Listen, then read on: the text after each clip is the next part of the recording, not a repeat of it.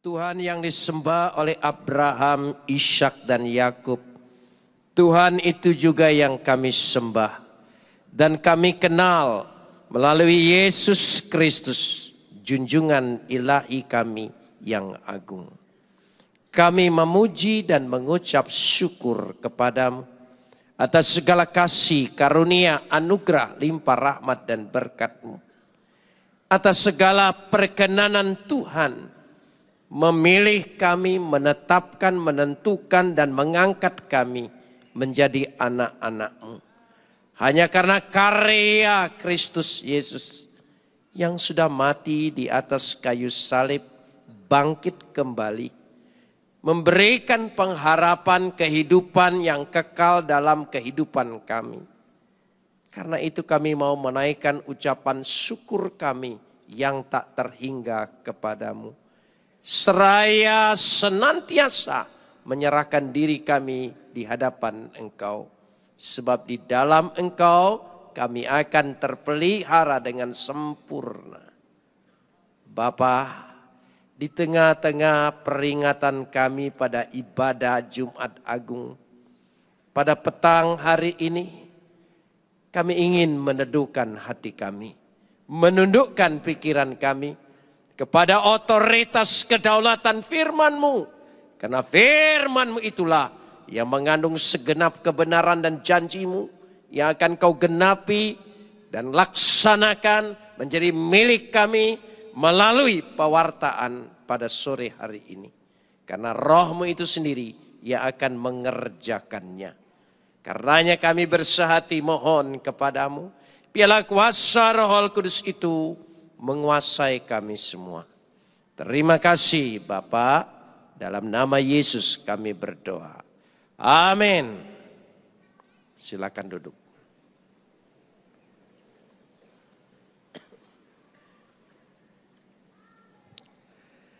Salam. Sore hari ini kita akan bersama-sama membaca firman Tuhan yang terambil dari Injil Matius. Pasal 26 ayat 1 sampai ayat yang kelima. Matius pasal 26 ayat 1 sampai ayat 5. Kita akan membacanya saling sahut bersahutan. Saya akan awali ayat yang pertama, lalu jemaat menjawab ayat yang kedua, dan seterusnya saling ganti bergantian sampai tiba pada ayat yang kelima. Matius pasal 26 ayat 1 sampai ayat 5. Setelah Yesus selesai dengan segala pengajarannya itu, berkatalah ia kepada murid-muridnya, ayat 2. Kamu tahu bahwa 2 hari lagi akan dirayakan Paskah, maka Anak Manusia akan diserahkan untuk disalibkan.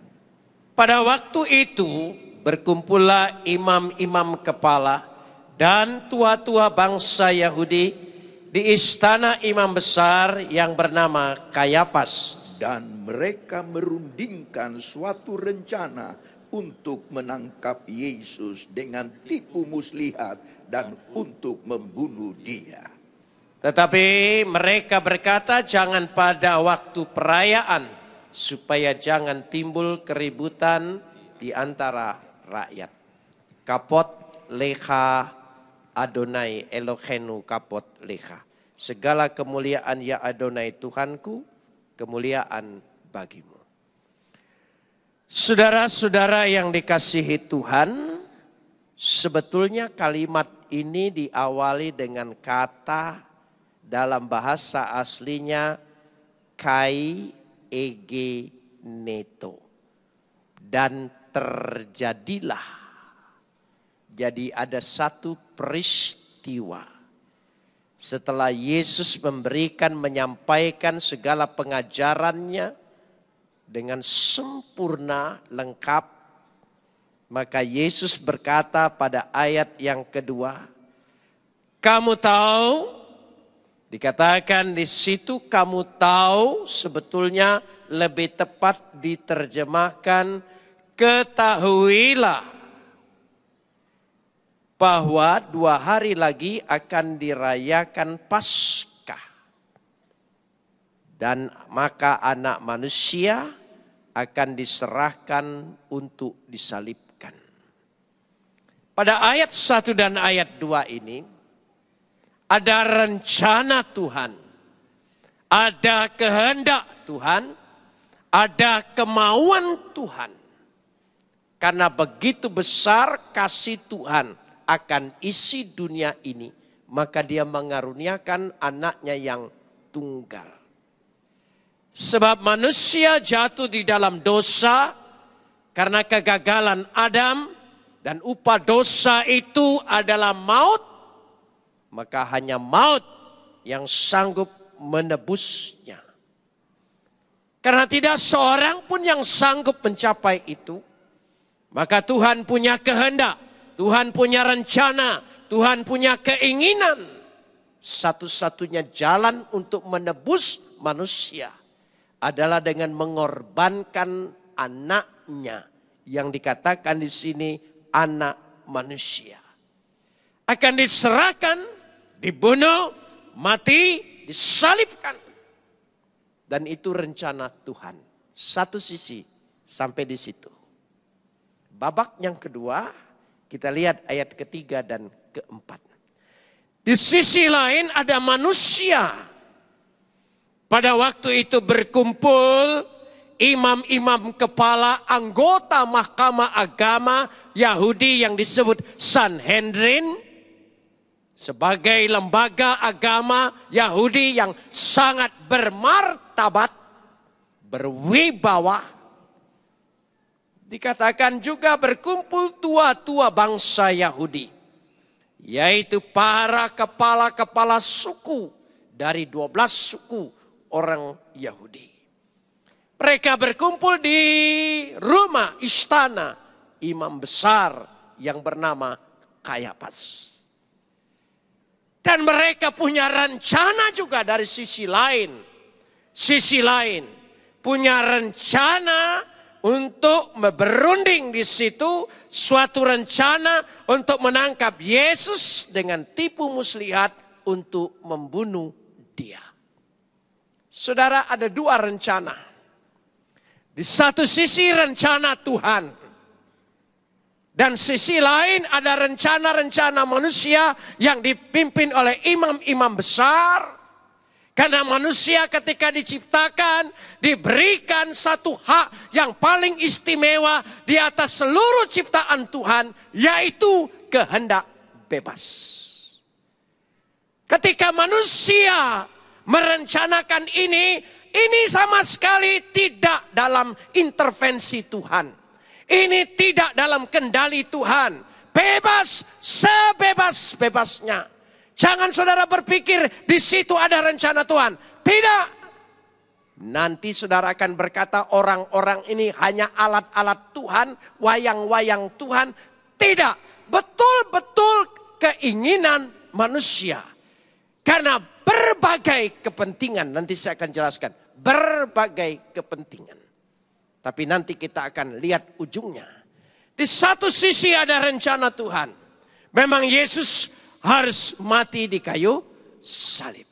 Di sisi lain ada rencana manusia dengan segala kepentingannya. Supaya Yesus harus dibunuh, dimatikan. Mengapa?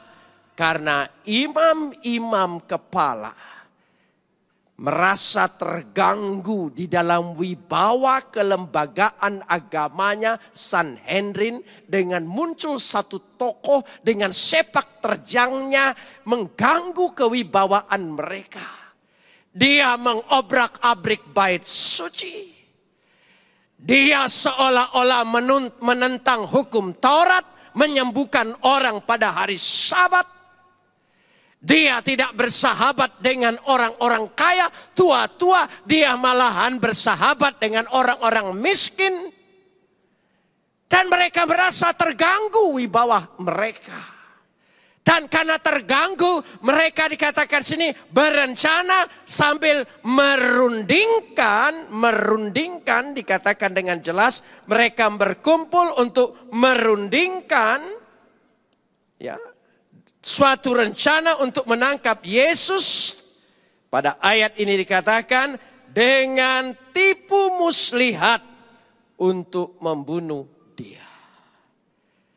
Ada kata tipu muslihat, dolo. Dalam bahasa Yunani dolo.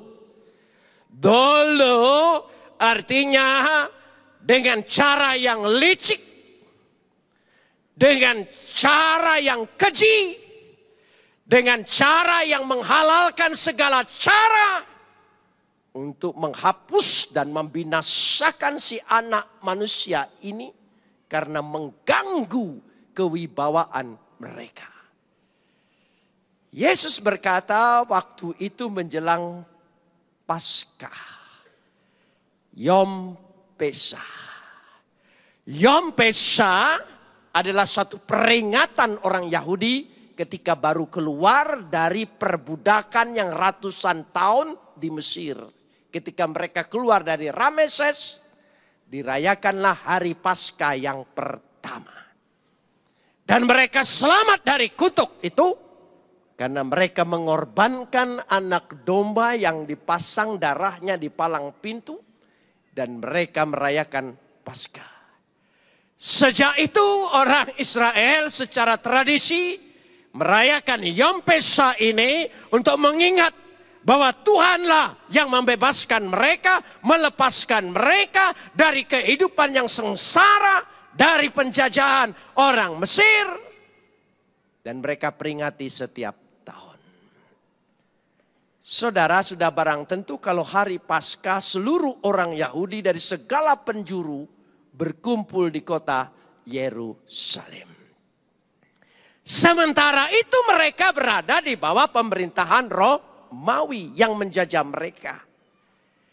Sudah barang tentu gubernur daripada Yerusalem ya, yang mewakili pemerintahan Romawi adalah Pontius Pilatus. Saudara lihat dulu posisinya. Ketika orang banyak kumpul untuk merayakan Yom Pesah yang mengilustrasi, menginspirasi mereka bebas dari penjajahan Mesir, sudah barang tentu kecurigaan Pontius Pilatus dengan tentara Romawi, orang banyak yang bakal kumpul ini, siapa tahu mereka memakai momen ini untuk melawan pemerintahan Romawi. Karena yang kumpul di situ seluruh rakyat termasuk orang-orang Galilea, yaitu kaum Zelotis, kaum pemberontak yang diinspirasi oleh Makabe. Kitab Makabe itu ada menjelaskan di sana. Sehingga ditekankan di sana ini berbahaya. Karena itu keamanan perlu diperlipat gandakan. Tapi saudara tahu, hebatnya lembaga agama anggota Sanhedrin ini, lembaga yang bermartabat. Tapi lembaga yang bermartabat ini bersepakat jahat. Dan keputusannya adalah bejat. Di sini berbahayanya. Saudara, tidak sedikit. Kadang-kadang orang yang punya status agama, pemimpin agama yang semestinya tulus, jujur, benar, tapi melakukan tipu muslihat, melakukan cara-cara yang licik, melakukan cara-cara yang keji, hanya untuk mengurus urusan agama. Dan saudara perhatikan, karena itu jangan terlalu percaya dengan status orang yang beragama. Jangan terlalu percaya dengan lembaga-lembaga agama. Kayaknya bersih dari segala sesuatu. Belum tentu. Gereja dan pendeta juga manusia. Dan terkadang-kadang melakukan perkara-perkara yang keji. Sama kejinya dengan orang-orang Yahudi. Makin kelihatan orang itu beribadah dan kelihatannya makin rohani. Makin ada sesuatu yang disembunyikan di balik itu. Hati-hati dengan tipu muslihat agama. Tipu muslihat orang yang hipnotis Anda mudah dilacak, saudara. Dari situlah ini mencari makna.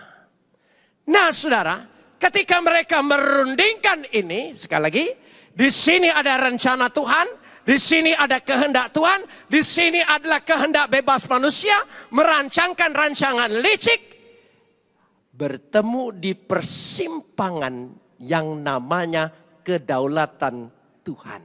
Sekali lagi, bertemu di persimpangan yang namanya kedaulatan Tuhan. Ketika berjumpa di persimpangan kedaulatan Tuhan, ujungnya kehendak Tuhan yang jadi, kehendak Tuhan yang benar, kehendak Tuhan yang menang. Tapi di sisi ini, segala perundingan orang ini bukan kehendak Tuhan. Nanti di atas segala kebebasan rencana manusia ada kedaulatan Tuhan yang mengatasi segala-galanya. Di ujung sana kehendak Tuhan yang menang. Katakan amin. Lalu apa pikiran aplikasinya dengan kita? Saudara, dalam hidup ini seluruhnya kita ini berada di dalam rencana Tuhan. Saudara percaya? Dan rencana Tuhan selalu baik, amin. Tapi kita punya kehendak bebas. Kita merencanakan hidup kita. Kita merancang hidup kita. Kita mengambil keputusan menurut pikiran kita. Kita memutuskan baik pekerjaan, baik jodoh, baik segala sesuatu. Itu kebebasan kita. Kita pikir ini diserahkan kepada Tuhan, itu bohong, itu pura-pura rohani. Sebetulnya kita sendiri yang punya otoritas melakukannya. Tapi pada waktu keputusan kita ini berjumpa di persimpangan kedaulatan Tuhan. Sekali lagi, bagi orang yang percaya, di ujung sana berkat dan kemenangan Tuhan yang menanti masa depan kita. Tapi dosa orang ini yang di belakang sini, ini tidak bisa tidak. Dan saudara perhatikan di sini. Kita lanjut ayat 14. Ayat 14. Ayat 14 dan 15. Kemudian pergilah seorang dari ke-12 murid itu. Tolong sambung. Yang bernama siapa? Oh. Saudara, Yudas Iskariot kepada imam-imam kepala. Kesepakatan jahat selalu bumbunya ada pengkhianat. Itu bumbu. Tidak seru kesepakatan itu kalau tidak ada pelaku pembantu yang namanya pengkhianat. Pengkhianat itu selalu ada. Dan pengkhianat itu bukan orang jauh, orang dekat, teman kita yang kenal, yang paling dekat. Mungkin hidup bersama, mungkin satu selimut dengan Anda. Itu pengkhianat. Saudara, paling sakit kan dengan orang satu selimut mengkhianati kita. Paling sakit. Itu pengkhianat. Pengkhianat tidak dari jauh. Kalau dari jauh, dari luar, itu namanya musuh. Tapi kalau dari dalam, itu namanya pengkhianat.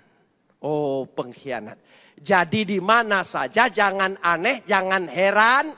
Jangan terpaku, jangan berkata mengapa ini, mengapa itu. Memang setiap kesepakatan jahat, bumbu pelakunya harus ada namanya, sebut bersama pengkhianat. Itu selalu ada.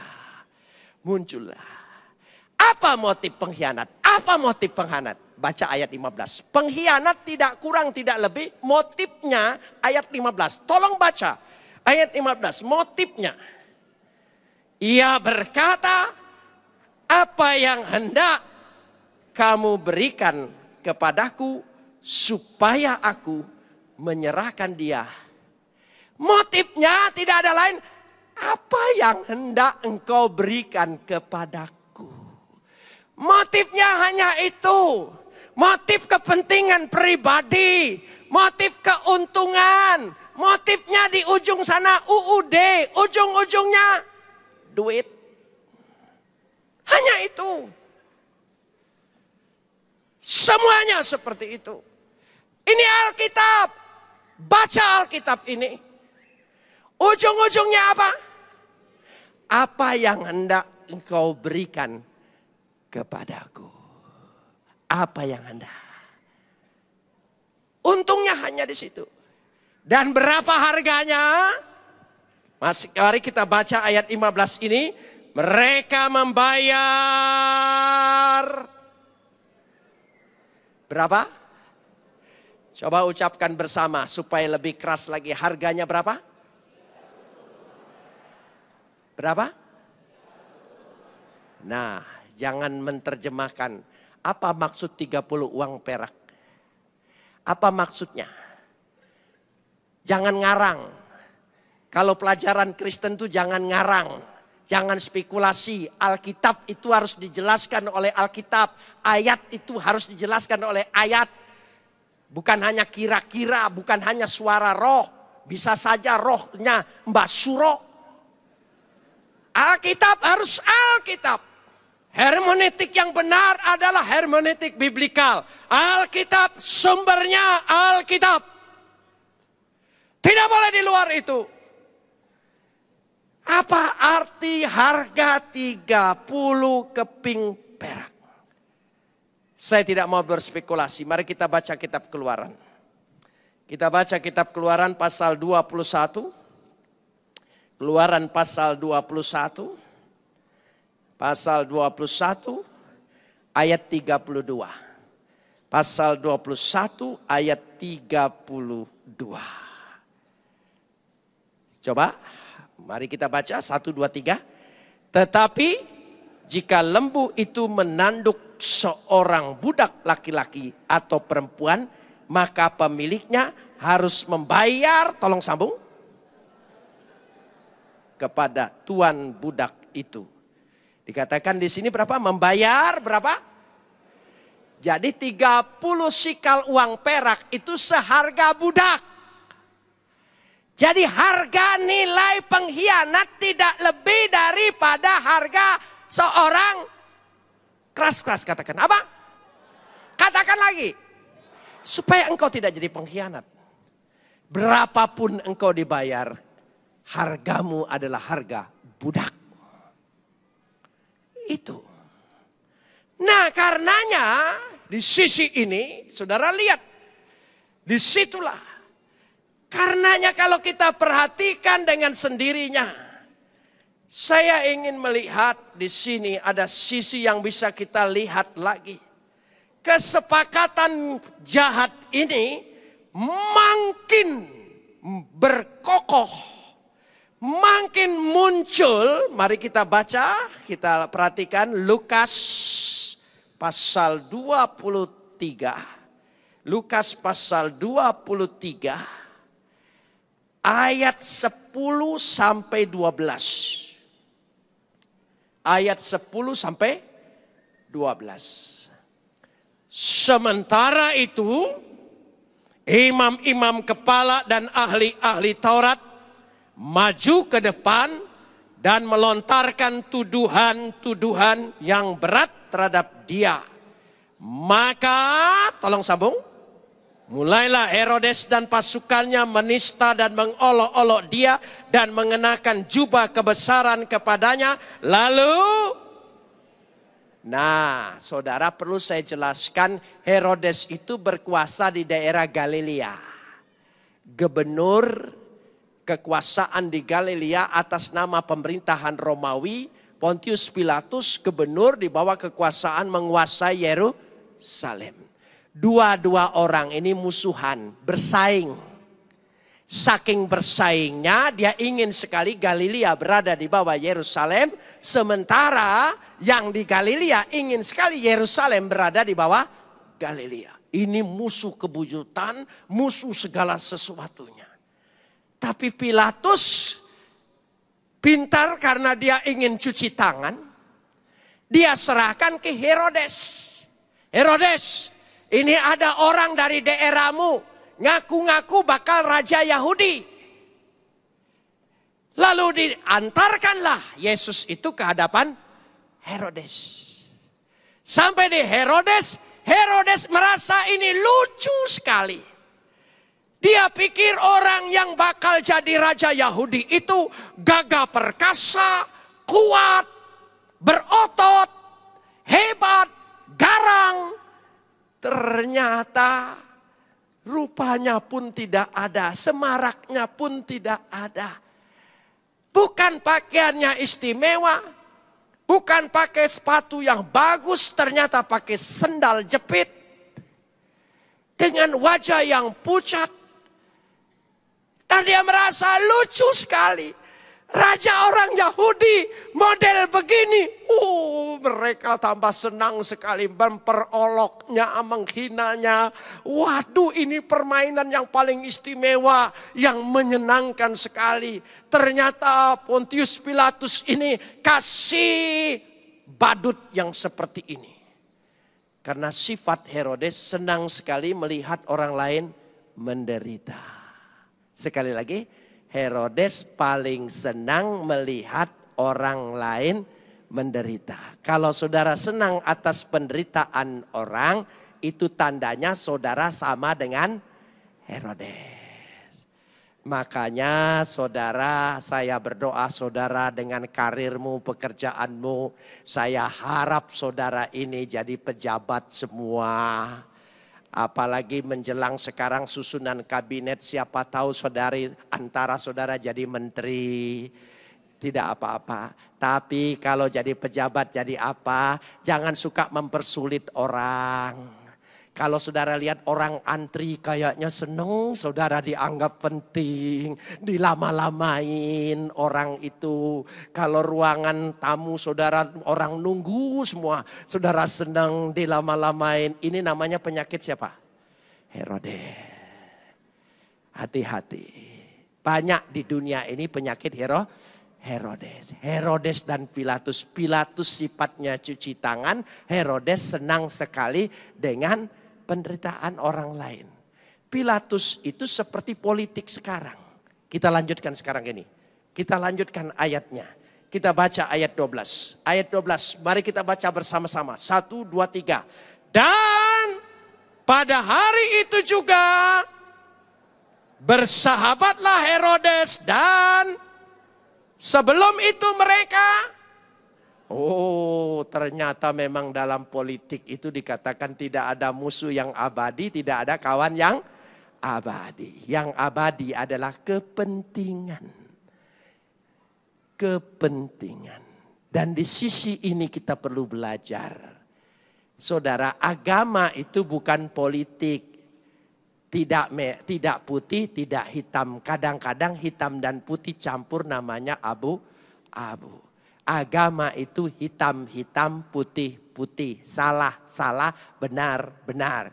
Tidak mungkin ini sedikit salah dan sedikit benar. Tidak. Agama itu tegas. Hukum Tuhan itu jelas. Tidak boleh abu-abu. Nah saudara, ketika kedua hal ini berunding, saya ingin aplikasikan dengan kita. Ketika kita memilih pilihan, keputusan, pekerjaan, karir, jodoh, itu kehendak bebas kita. Dan kita belum tahu kehendak bebas ini apakah kehendak Tuhan juga. Tapi ketika kita berjumpa di persimpangan kedaulatan Tuhan, baru kita tahu. Saudara, bisa saja saudara salah pilih pekerjaan, salah pilih karir, salah pilih teman hidup, mungkin salah pilih. Tapi apa boleh buat, sekarang sudah terikat. Tapi bisa saja salah pilih. Di mana kita tahu? Di ujung ketika ada kedaulatan Tuhan. Di sana kita tahu kehendak Tuhan yang menang. Bagi orang percaya. Nikodemus Yusuf Arimatea terlibat di dalam sidang Sanhedrin. Dia tidak setuju, tapi keputusan yang bulat, suara yang besar mengalahkan kedua suara ini.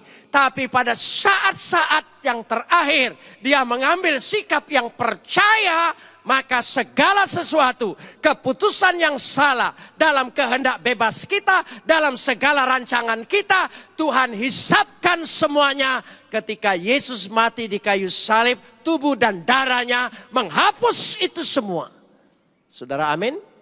Amin. Kita banyak barangkali punya putusan yang salah. Kita banyak mengambil hal-hal yang salah. Kita banyak menjalani perkara-perkara yang salah. Tapi kehendak Tuhan. Saudara mau tahu arti kehendak Tuhan? Bukan kata cinta, bukan kata bahagia. Kata yang paling mendalam adalah damai sejahtera. Katakan bersama. Sekali lagi, kalau perasaan naik turun, segala sesuatunya bisa saja. Hati-hati, yang terpenting itu damai sejahtera. Biar istri cerewet, tapi di hati tetap damai. Biar pelacur mesra, tidak ada damai. Percayalah saudara, ya. Biar itu gundik mesra sekali, tapi di hati sesungguhnya tidak ada apa? Damai. Amin, saudara. Loh iya, istri kita mungkin sudah mulai jelek, gendutnya sudah tidak dikira-kira lagi. Dan mungkin tubuhnya kurang menarik, tidak soal. Tapi ketika saudara memegang dia, berhubungan dengan dia, saudara serumah dengan dia, ada apa? Damai. Cantik, manis, bagaimanapun gundik. Saya ingin katakan, tidak ada damai. Bapak-bapak mengerti itu? Rasa ya? Ya bapak-bapak, rasa? Ya, kenapa tidak jawab? Jangan pura-pura. Loh iya, iya. Makanya istri tenang-tenang saja saudara. Biar dia lari ke ujung mana saja. Pasti memang perasaan cintanya menggebu-gebu. Perasaannya luar biasa. Matanya terbelalak karena lihat lebih muda. Kelihatannya hebat. Tapi hatinya terus terang. Kalau laki-laki jujur tidak ada damai.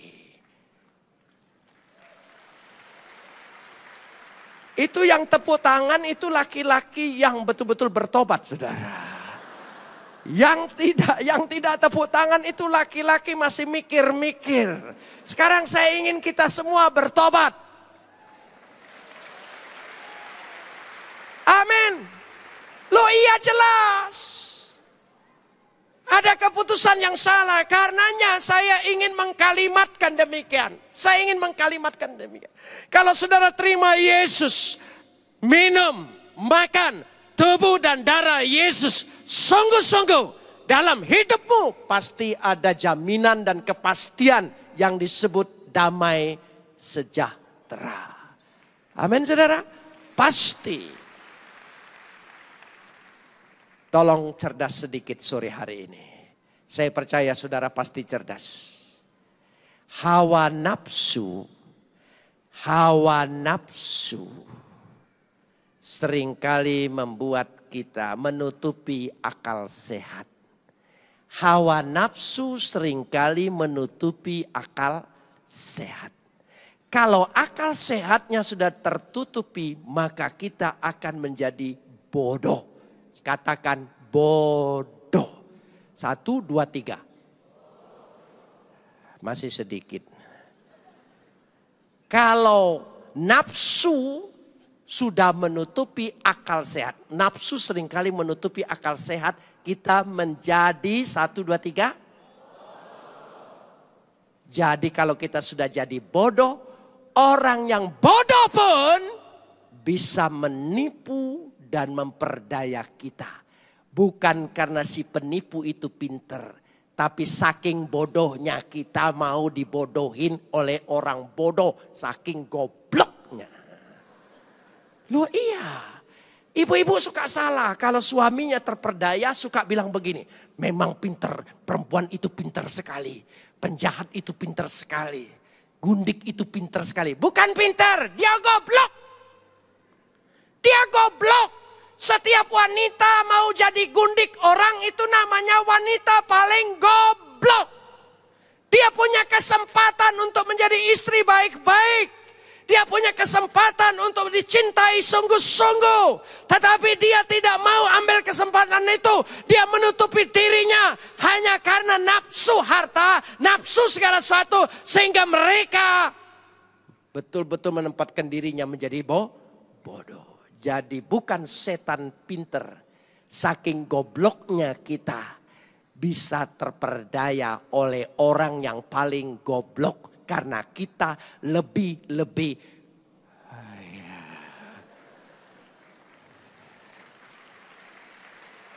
Amin. Amin. Oh, baru separuh laki-laki. Amin. Wah, saya percaya ada gerakan yang terjadi. Amin, saudara. Loh iya, dari situlah. Karenanya saya ingin ketika kita menerima perjamuan malam hari ini. Kita lihat, tipu muslihat manusia. Dia bertanggung jawab dengan kehendak bebasnya. Kesepakatan jahat lembaga yang bermartabat menghasilkan keputusan yang bejat. Tapi kehendak Tuhan yang agung dan mulia di atas segala otoritas kebebasan manusia. Kedaulatan Tuhan di atas segala-galanya. Berjumpa di persimpangan jalan. Bagi orang yang percaya, apapun yang pernah terjadi di sini, dihisapkan oleh karya Kristus, ditebus, dibebaskan, dimerdekakan dari segala kutuk. Sehingga dia pulang dengan kemerdekaan dan kemenangan. Amin. Saudara siap menerima perjamuan tubuh Yesus? Ini Jumat yang paling agung dari segala Jumat. Ini hari yang paling berkesan. Hanya tubuh dan darah yang suci, yang kudus dari sorga. Yang sanggup membebaskan, mentahirkan kita. Minumlah, makanlah. Dan saya percaya mujizat itu terjadi. Ada pembaharuan, ada pemulihan, ada kemenangan. Saudara mau memperoleh pembaharuan, pemulihan, kemenangan, angkat tanganmu. Katakan amin. Ambillah perjamuan ini dengan iman yang demikian. Saya percaya itu bakal terjadi dalam hidup kita. Karena sabda ini adalah hidup. Mari kita berdoa.